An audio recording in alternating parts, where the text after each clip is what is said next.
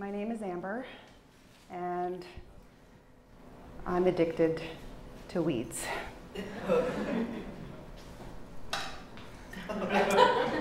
That's weeds with an S. And yes, it's true, I love weeds. I can't get enough of them. I crave them. Weeds make me feel good. Alive. I get this rush of energy from weeds that I just don't get from anything else. And I'm here today to get you hooked on weeds too.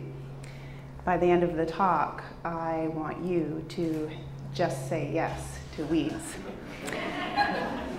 And when you leave here today, I hope you'll also look at the urban landscape in a whole new way.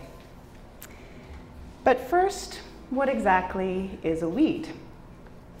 Merriam-Webster defines a weed as a plant that is not valued where it is growing and is usually of vigorous growth, one that tends to overgrow or choke out more desirable plants. So basically, a weed is a plant growing in a place where you don't want it. So by that definition then, I don't actually love weeds, I love plants that other people call weeds. I guess you could say I'm weed blind. All plants are equal to me. So what are some of these plants that I love so much? Well, how about dandelion? And burdock. I love burdock. Stinging nettle, this plant is amazing. Common milkweed, one of my favorites. This is wintercress or yellow rocket, Queen Anne's lace or wild carrot. The list goes on. These are wonderful, beautiful, fabulous plants, and they grow all over the city, and I love them all. But of course, not everyone does. I was biking earlier in the summer and I passed a man out on his front lawn bending over, methodically picking out the dandelions one by one. And then a couple of days later I passed another lawn and there was a sign saying that Roundup had been sprayed on dandelions. Dog walkers usually curse burdock because the little burrs get matted up in the dog's fur. And actually last summer, there were these posters up near my neighborhood written in this really highly militarized language that said, "Come join the fight, help us battle back the invaders. We'll be annihilating and firebombing burdock in the park." And I'm exaggerating a little bit, but I'm not that far off. They really wanted to get rid of this nasty weed. And then there's OMAF, the Ontario Ministry of Agriculture and Food. A lot of those plants that I just declared my undying love for, they're actually listed on this page as noxious weeds. And in case you need a refresher of what noxious means, it is defined as something that is harmful, poisonous, or very unpleasant. Okay, so what's going on here? What's so special about all these plants that I love so much that other people despise? Well, where others see a nuisance, an invader, a very unpleasant weed, I see food. Delicious, nutritious, local, organic food. I also see medicine. I see natural fertilizer. This is comfrey, and it's an amazing compost activator. And if you mulch around the base of your plants, it's really great for adding nutrition. I see hand sanitizers. This is black walnut, and the immature green husks contain chemical constituents like juglone. And when you play and roll it around in your hands, it actually kills the germs and the bacteria on your hands. This is soapwort. This is a great laundry detergent. It has high amounts of saponins. When you mix it with water, it gets all frothy, and you can actually use it to clean things, and it's very gentle. I even see nail files. This is a type of horsetail, and it contains high amounts of silica. If you were to rub your nails along it, you would have a very gentle nail file. I see all of these things because I am a forager. That means I go out and I gather wild, uncultivated plants, and I eat them. I make medicine out of them, and I put them to other uses as well. And I'm not unusual, special, or unique. There are thousands others out there just like me. The extremely popular Facebook page, Edible Wild Plants, has over 11,000 members, and it grows by the day, and many of those members are active on a daily basis. Really, what's unusual is that more people don't forage for wild food. Because when you think about it in historical terms, that's exactly what humans have done for the majority of our time on this planet. The Cambridge Encyclopedia of Hunter-Gatherers states that hunting and gathering was humanity's first and most successful adaptation, occupying at least 90% of human history. Until 12,000 years ago, all humans lived this way. That was life. That's what we did. We hunted and we gathered. We gathered from our environment food, shelter, clothing, and medicine. We co-evolved with plants and developed these intricate, complex, and intimate relationships. Gathering plants for food and medicine is our birthright. Eventually, agriculture came along and changed all that. A lot of that change was really good and useful, and it fed a lot of people. But some of it, especially modern day industrial agriculture, is, well, not so great. Monocropping, pesticide use, pesticide-resistant superweeds, chemical fertilizers, soil erosion, fossil fuel use contributing to climate change, water depletion, factory farming, poor working conditions. Most people are aware of these issues, and I'm not going to go into depth into them here. But what I do want to say is that for me personally, foraging for wild plants has been a wonderful, incredibly fun, and creative response to some of the environmental problems and issues of industrial agriculture that concern me the most. It's not a total solution by any stretch, and of course it's not going to feed the world, but it's my belief that foraging is a valid and valuable approach to some of what is problematic in industrial agriculture today. Not only that, foraging is a really wonderful way to connect with nature and really get to know a habitat on an intimate level. And this kind of understanding and awareness of ecosystems can be quite transformative. It changes how people see the world, and that in turn changes how people live in the world. And I've seen this happen over and over again. And I'm not necessarily talking about connecting with wild, remote, pristine spaces that are far removed from the city. That's great and important when you can get it, but I'm an urban forager. I don't have a car, so I do all my foraging in areas that I can walk, bike, and bus to.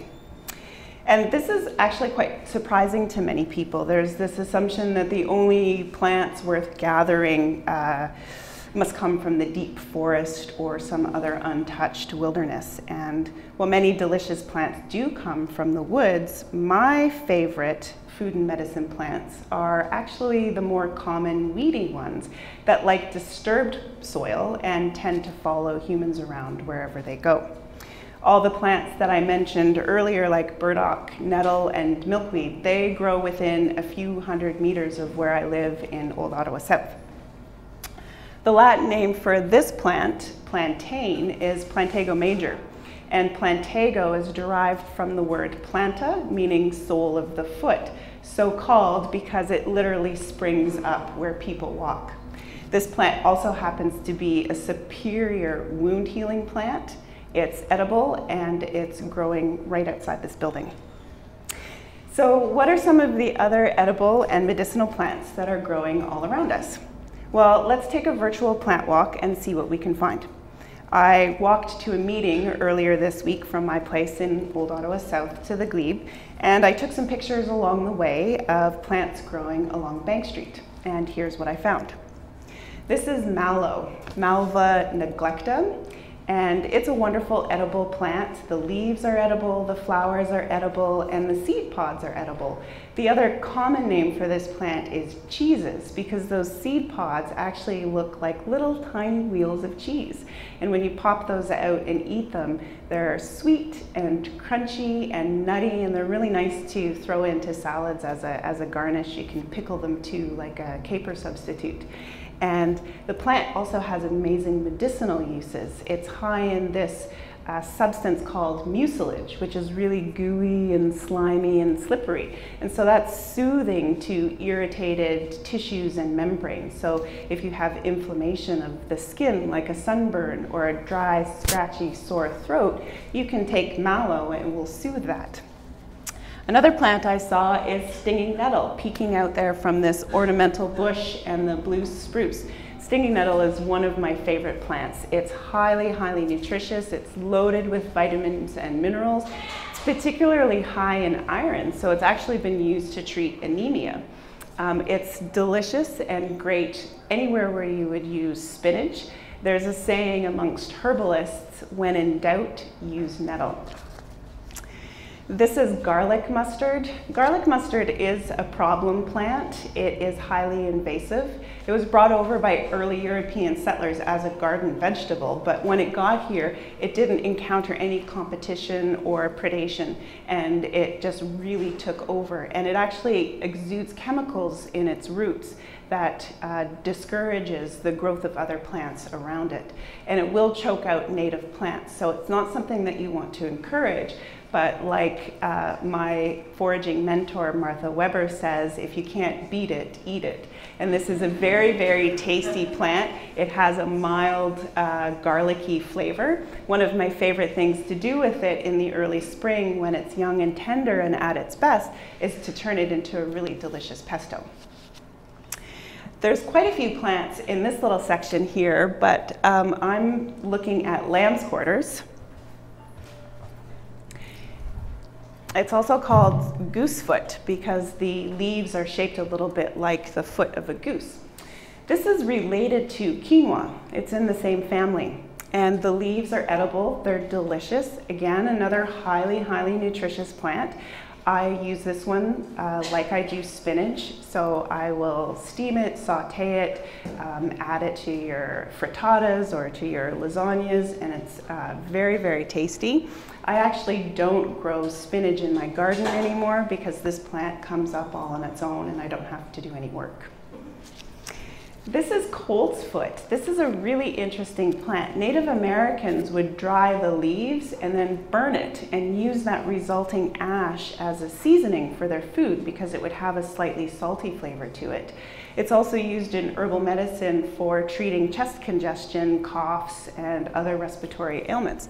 And here it is just growing in this alleyway. This is amaranth or pigweed.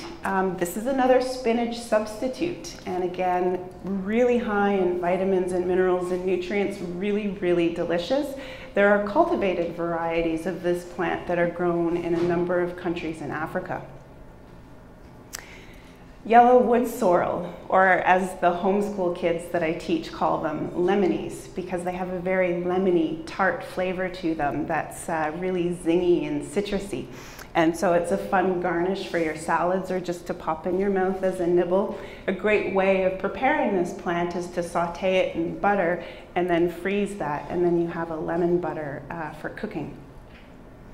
The ubiquitous dandelion, most people are familiar with that. Every single part of this plant is edible, from the roots to the leaves to the stems to the flowers. It's an amazing plant, and I use it often in many different ways. Roses. Roses are all over the city, and roses are a wonderful edible plant. The flower petals are edible. You can dry them and make a tea from them, and the rose hips are amazing. So the fruits are developing right now, and they'll turn a deep orange, dark red, and they're best after a couple of frosts when they get sweeter, loaded with vitamin C. In fact, during the Second World War in the UK, they would send school children out into the countryside to pick rose hips.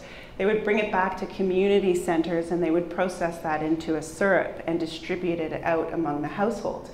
Because during the war, they weren't getting things coming into the country like oranges, which was a valuable source of vitamin C. People were worried about not getting enough, and roses were their substitute. This is purslane. Purslane is a superfood. It is very high in beneficial essential fatty acids, particularly omega-3s. Now, modern diets tend to be a little bit high in omega-6s, a little too high. They lead to inflammatory processes in the body. So getting your omega-3s is a really important way of balancing that out. I really love purslane a lot. It's crunchy and it has a bit of a tart flavor. It's very delicious.